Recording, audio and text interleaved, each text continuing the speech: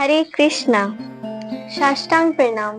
प्रिय भक्तों, जैसा कि हम श्रीमद् भगवद गीता यथारूप भूमिका कर रहे थे, आज हम अपनी भूमिका आरंभ करते हैं। हरे कृष्णा। वांचा कल्तुभ्यः कृपासिन्धुभ्यः च पतितानां पावनेभ्यो वैष्णवेभ्यो नमो नमः। हरे कृष्ण कृष्ण कृष्ण हरे हरे, हरे राम राम राम हरे हरे। जय गुरुदेव श्रील प्रभुपाद जी। जय श्री भगवद गीता। तो श्रीमद् भगवद गीता में अध्याय 8 श्लोक 21 अन्यंत्र कहा गया है। अव्यक्तोक्षर इत्युक्तः तमाहु परां गतिम् यं प्राप्ते न निर्वर्तन्ते तद्धाम परम मम।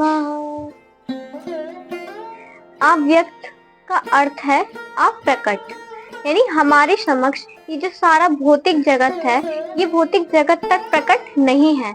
हमारी जितनी भी इंद्रियां हैं वो अपूर्ण है, वो अधूरी हैं, तथा इस ब्रह्मांड के सारे नक्षत्र को भी हम नहीं देख पाते। वैदिक साहित्य से हमें सभी लोगों के विषय में प्रचुर जानकारी प्राप्त होती है। उस पर विश्वास करना या ना करना हमारे ऊपर निर्भर करता है। ये जो वैदिक ग्रंथों में, विशेषतः श्रीमद् भागवतम में सभी महत्वपूर्ण लोगों का वर्णन है। लोग बताया गया श्रीमद् भागवतम में कि लोग की संख्या जो संख्या है वो 14 है। उच्चतर लोक, मध्य लोक, निम्नतर लोक। मध्य लोक में ये भूलोक आता है। तो इस भौतिक आकाश से परे आध्यात्मिक जगत है। इस भौतिक आकाश से जो परे है वो भगवान का आध्यात्मिक जगत है, जो अव्यक्त या अप्रकट कहलाता है। व्यक्ति को भगवत धाम जाने की ही कामना रखनी चाहिए, या उसे भगवत धाम जाने की लालसा करनी चाहिए, क्योंकि जब उसको उस धाम की प्राप्ति हो जाती है तब उसको फिर इस भौतिक संसार में दोबारा लौटकर आने की आवश्यकता नहीं होती। उसे दोबारा यहाँ पर लौटना नहीं पड़ता। इसके बाद प्रश्न इस प्रकार से पूछा जा सकता है कि उस भगवत धाम तक कैसे पहुंचा जाए। वो जो भगवान का धाम है, उस भगवत धाम तक हम किस प्रकार पहुंच सकते हैं, इसकी भी सूचना श्रीमद् भगवद गीता के 8वें अध्याय श्लोक 5 में इस प्रकार से दी गई है। अंतकाले च मामेव स्मरन् मुक्त्वा कलेवरम् यः प्रयाति समद्भावम् याति नास्यत्र संशयः। अंत काल में जो कोई भी, भगवान श्री कृष्ण इस प्रकार से कह रहे हैं कि अंत काल में जो कोई भी मेरा स्मरण करते हुए इस शरीर का, इस भौतिक शरीर का त्याग करता है, वे तुरंत ही मेरे स्वभाव को प्राप्त होता है। इसमें रचमात्र भी संदेह नहीं है। यानी भगवान ने इस प्रकार के शब्दों से हमारे सभी प्रकार के नाश दूर कर दिए हैं। यानी जो भी भगवान श्री कृष्ण का अंत काल में, यानी लास्ट टाइम में भगवान श्री कृष्ण का स्मरण यानी उनको सोचते हुए अपने शरीर का त्याग करता है, वो तुरंत ही भगवान के सच्चिदानंद स्वरूप को प्राप्त कर लेता है। इसमें रचमात्र भी संदेह नहीं है। भगवान ये नहीं कह रहे कि वो मेरे को प्राप्त कर भी पाएगा या नहीं। भगवान कह रहे वो तुरंत मेरे को प्राप्त करेगा, और इसमें रचमात्र भी संदेह नहीं है, वो मेरे स्वभाव को प्राप्त होगा। जो व्यक्ति मृत्यु के समय कृष्ण का चिंतन करते हैं वे कृष्ण को प्राप्त होते हैं। मनुष्य को चाहिए कि वे कृष्ण के स्वरूप का स्मरण करें, और यदि वे रूप का चिंतन करते हुए मर जाते हैं या वे शरीर त्याग कर देते हैं तो वे निश्चित रूप से भगवत धाम को ही प्राप्त होंगे। मद भावम का जो शब्द का जो अर्थ है वो परम पुरुष के परम स्वभाव का सूचक है। परम पुरुष हमारे भगवान श्री कृष्ण, उनका जो परम स्वभाव इसका सूचक है। परम पुरुष सत चित आनंद सच्चिदानंद विग्रह है, अर्थात उनका जो स्वरूप है वो शाश्वत, यानी वो हमेशा उनका शरीर जो है ज्ञान से पूर्ण रहता है, वे शाश्वत है, वे हमेशा आनंद से पूर्ण रहते हैं।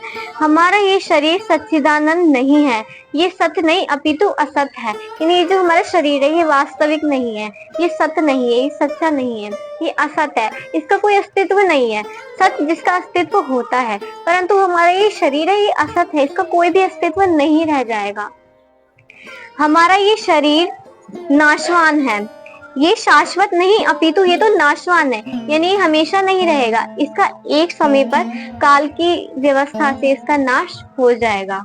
ये चित्त नहीं अर्थात ये ज्ञान से पूर्ण नहीं है, ये तो शरीर हमारा अज्ञान से पूर्ण है, अपितु अज्ञान से पूर्ण है। हमें भगवत धाम का कोई भी ज्ञान नहीं है, यहाँ तक कि हमें इस भौतिक जगत का भी पूर्ण ज्ञान नहीं है, जहाँ ऐसी अनेक वस्तुएं हैं इस भौतिक जगत में जो हमें ज्ञात ही नहीं है। हमारा ये शरीर निरानंद है, ये दुखों से भरा हुआ है, दुखों से ओतप्रोत है, आनंद से ओतप्रोत ना होकर ये दुखों से पूर्ण है।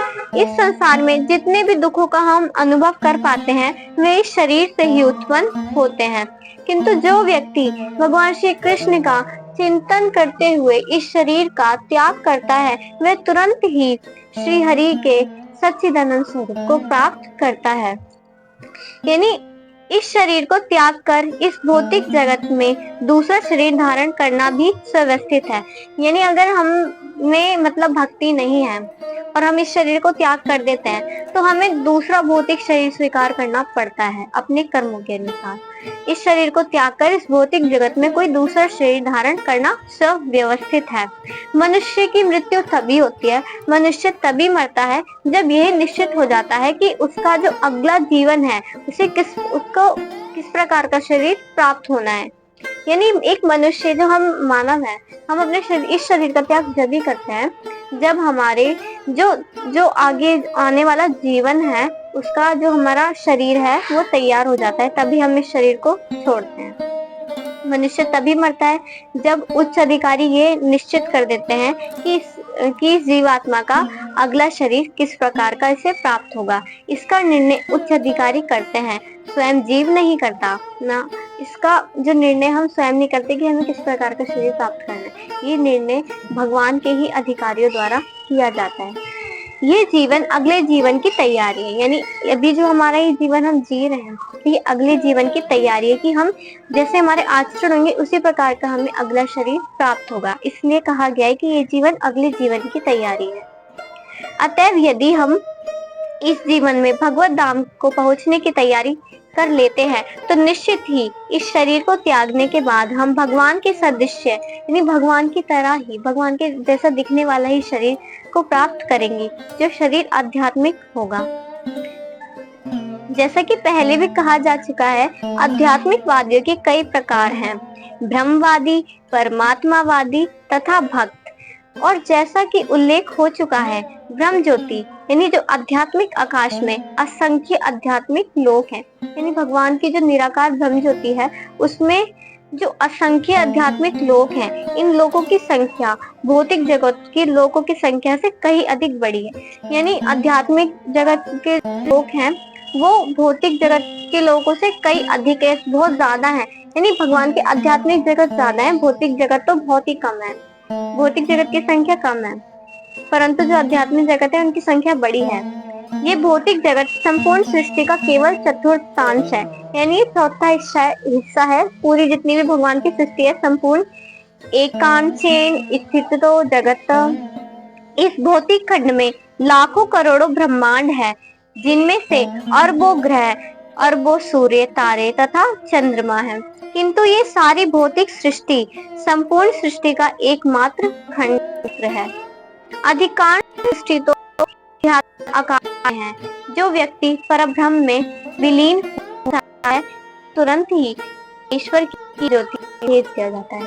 यानी जो व्यक्ति भगवान निराकार में भजते हैं उन्हें तुरंत परमेश्वर की ब्रह्म ज्योति भेज दिया जाता है, वे परमेश्वर के साथ विलीन हो जाते हैं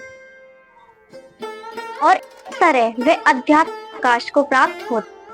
जो भक्त भगवान के सानिध्य का आनंद लेना चाहता है, यानी भगवान के साथ संगति करना चाहते हैं, इस प्रकार के भक्तों को वैकुंठ लोकों में प्रवेश करने के लिए इस प्रकार के भक्त वैकुंठ लोक में प्रवेश करते हैं, जिनकी संख्या अनगिनत है, जहाँ पर परमेश्वर अपने विभिन्न पूर्ण अंशों चतुर्भुज नारायण के रूप में, प्रद्युम्न, अनिरुद्ध तथा गोविंद जैसे विभिन्न नामों से भक्तों के साथ रहते हैं। अतः जीवन के अंत में आध्यात्मिकवादी ब्रह्म ज्योति, परमात्मा या भगवान श्री कृष्ण का चिंतन करते हैं। प्रत्येक दशा में वे आध्यात्मिक आकाश में प्रविष्ट होते हैं, लेकिन भक्त या परमेश्वर से संबंधित रहने वाला ही वैकुंठ या गोलोक में प्रवेश करता है।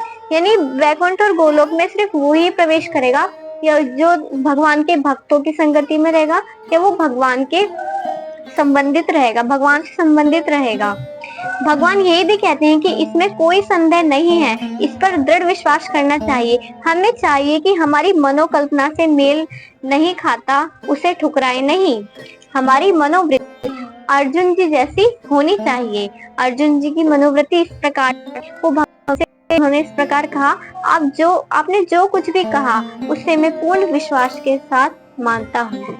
आपने जो कुछ कहा उस पर मैं विश्वास करता हूँ। अतः जब भगवान यही कहते हैं कि मृत्यु के समय जो भी ब्रह्म, परमात्मा या भगवान के रूप में उनका चिंतन करता है, वह निश्चित रूप से आध्यात्मिक आकाश को प्राप्त होगा और वह निश्चित रूप से प्रवेश करेगा आध्यात्मिक जगत में। तो इसमें कोई भी संदेह नहीं है, इस पर अविश्वास करने का तो प्रश्न ही नहीं उठता। हरे कृष्णा। आज हमने श्रीमद् भगवद गीता यथारूप भूमिका में जो है हमने 2 श्लोकों के बारे में जाना। एक 8वें अध्याय का 21वां श्लोक, दूसरा श्लोक था हमारा 5वें दूसरा श्लोक था हमारा 8वें अध्याय का 5वां श्लोक। हरे कृष्णा। हम अपनी भूमिका आज ही इससे समाप्त करते हैं।